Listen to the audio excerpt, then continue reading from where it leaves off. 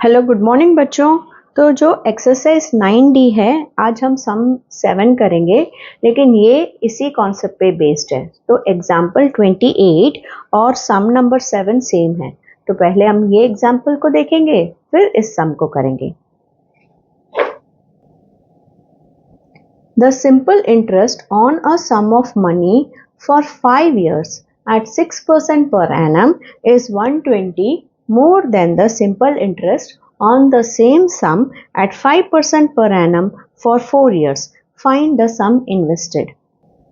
अब बच्चों इस क्वेश्चन का मीनिंग क्या है, देखिए।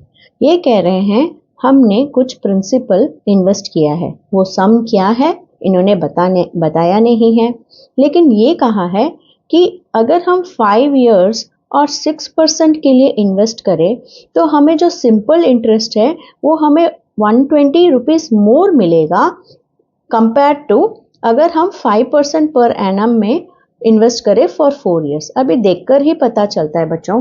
देखिए, अगर हम कोई पैसा, सपोज कर लीजिए 1000 रुपीज़ हम बैंक में डिपॉजिट कर रहे हैं, तो ज़्यादा नंबर ऑफ इयर्स के लिए इन्वेस्ट करेंगे तो हमें बैंक ज़्यादा पैसा देगा ना, और रेट ऑफ इंटरेस्ट भी यहाँ बड़ा है इससे कंपेयर करते हुए। सो नंबर ऑफ इयर्स यहाँ ज़्यादा है और रेट ऑफ परसेंट भी यहाँ ज़्यादा है, तो हमें सिंपल इंटरेस्ट बैंक यहाँ ज़्यादा देगा। तो कितना ज़्यादा दे रहा है? 120 रुपीज़ ज़्यादा दे रहा है। मतलब कुछ भी हम अज्यूम करते हैं, तो यहाँ जितना भी सिंपल इंटरेस्ट मिलेगा, सपोज यहाँ 500 हमें सिंपल इंटरेस्ट मिल रहा है, तो यहाँ हमें सिंपल इंटरेस्ट 620 मिलेगा। कैसे? यहाँ 500 और यहाँ तो क्वेश्चन में दिया है यहाँ 120 आपको ज़्यादा मिलेगा बैंक में से, क्योंकि ज़्यादा टाइम के लिए रख रहे हैं। सो 500 प्लस 120 620 हुआ।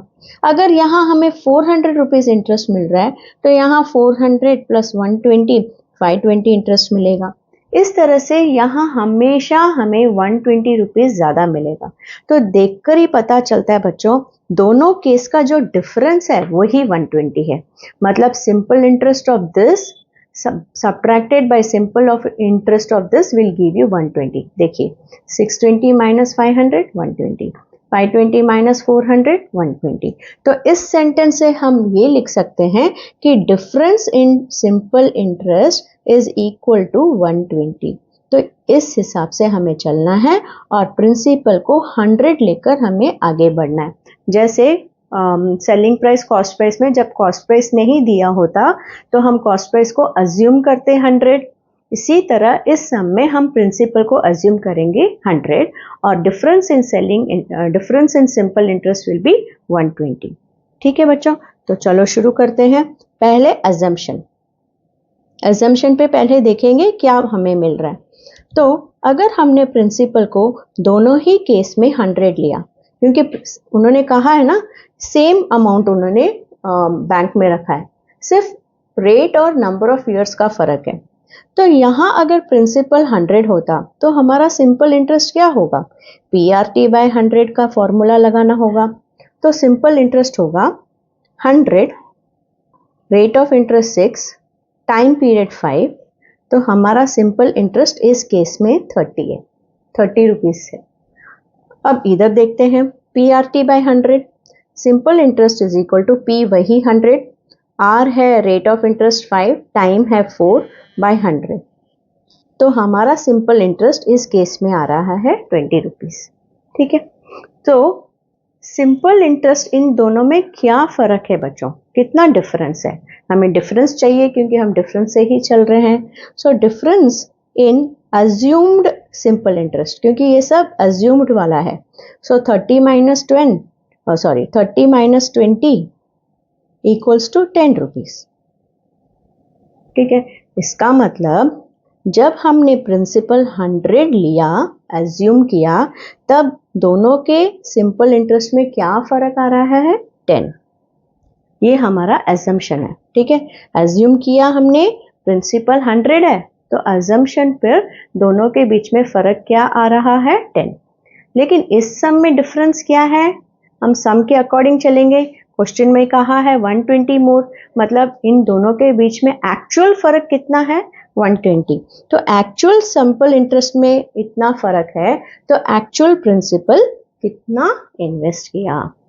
ये एजम्पशन प्रिंसिपल अगर 100 होता तो उन दोनों के डिफरेंस में 10 रुपीस होता, लेकिन एक्चुअली में डिफरेंस है सिंपल इंटरेस्ट में 120, तो एक्चुअल प्रिंसिपल क्या होगा। तो हमें बस इन्हें क्रॉस मल्टीप्लाई करना है और जो बच गया उसे डिवाइड करना है। तो 100 इंटू 120 डिवाइड बाई 10, तो 0 0 कैंसिल, 12 इंटू 100 1200 रुपीस। मतलब जो स्टार्टिंग में दोनों में इन्वेस्ट किया था तो वो 1200 रुपीस होता, तो उन दोनों में डिफरेंस 120 होता। अब सेम कॉन्सेप्ट है सेवेंथ सम। देखिए बच्चों, the simple interest on a certain सम, मतलब वो प्रिंसिपल क्या है, सम क्या है हमें पता नहीं, लेकिन for 3.5 years at 7% per annum is 225 more than the simple interest at the same sum for 4 years at 5%. Find the sum। मतलब 7 सम कह रहा है अगर मैं 3.5 years के लिए इन्वेस्ट करूं 7% पर एनम में, तो मुझे जो सिंपल इंटरेस्ट मिलेगा ना वो 225 ज्यादा होगा। किससे? अगर मैं उसी सेम सम को 4 years 5% के लिए रखूं, तो प्रिंसिपल सेम है। प्रिंसिपल क्या है बच्चों? प्रिंसिपल सेम है, लेकिन यहां देखिए 3 यहां 4 years के लिए रखा है, यहां कम रखा है 3.5 years के लिए रखा है, लेकिन इसे यहां क्यों ज्यादा मिल रहा है पता है? क्योंकि रेट ऑफ इंटरेस्ट यहां बड़ा है और यहां रेट ऑफ इंटरेस्ट कम है। तो सपोज अगर इन्हें इधर सिंपल इंटरेस्ट 300 रुपीस मिलेगा, तो इन्हें यहाँ सिंपल इंटरेस्ट 300 के साथ साथ 225 मतलब 525 इस केस में मिल रहा है। तो हम कह सकते हैं इन दोनों का सिंपल इंटरेस्ट में डिफरेंस क्या है? 225। So simple interest difference is equal to 225 rupees in this case. तो ये अभी हमें पता चल गया है, तो हम अभी एज्यूम करेंगे let principal be 100 in both the cases. So what will be simple interest? PRT by 100, PR है 7, T है 3.5, 3.5 को मैं 3.5 भी ले सकती हूँ by 100, 100 के साथ 100 गया, 3.5 को मल्टीप्लाई कीजिए 7 से, 7 5 35, 7 3 21, 22, 23, 24। सो 24.5 रुपीस है सिंपल इंटरेस्ट। इधर सिंपल इंटरेस्ट क्या होगा? PR T बाय 100, तो यहाँ सिंपल इंटरेस्ट आ रहा है 20। तो यहाँ जैसे सिंपल इंटरेस्ट का डिफरेंस एक्चुअली में 225 है, एजम्पशन में क्या डिफरेंस है वो पता लगाइए। डिफरेंस इन सिंपल इंटरेस्ट 24.5 में से अगर हमने 20 माइनस किया तो हमें मिल रहा है 4.5। तो इस केस में 4.5 रुपीस का डिफरेंस आ रहा है। कभी बच्चों जब प्रिंसिपल 100 है, तो हम बोलेंगे जब प्रिंसिपल 100 हमने एज्यूम किया तो डिफरेंस इन सिंपल इंटरेस्ट है 4.5। तो ये एज्यूम किया, लेकिन एक्चुअली में सिंपल इंटरेस्ट का डिफरेंस क्वेश्चन के हिसाब से कितना है? 225। तो एक्चुअली में कितना सम इन्वेस्ट किया? सो ये एक्चुअल रियलिटी। तो इन दोनों को क्रॉस मल्टीप्लाई और जो बच गया उसे divide. So 100 into 225 divided by 4.5। अब देखिए बच्चों, डेसिमल ऊपर होता है तो हम उसे निकालने के लिए जीरोस नीचे डालते हैं। अब डेसिमल नीचे है तो उसे निकालने के लिए हम एक्स्ट्रा जीरो ऊपर लगाएंगे। तो 100 इंटू 225, अब ये 45। डेसिमल के बाद कितना नंबर है? 1, तो 1 0 मतलब 10 है ना, 1 0 उसे ऊपर लिखेंगे तो इसका डेसिमल निकल गया। अगर 4.5 ऊपर होता तो 45/10 10 नीचे आता। अब दोनों ही 5 टेबल्स में जाएंगे। 5 9s are, 5 2s are, और 225 को अगर हमने 9 से डिवाइड किया तो 9 2s are 18, 19 20 21 22 45, 9 5s are 45।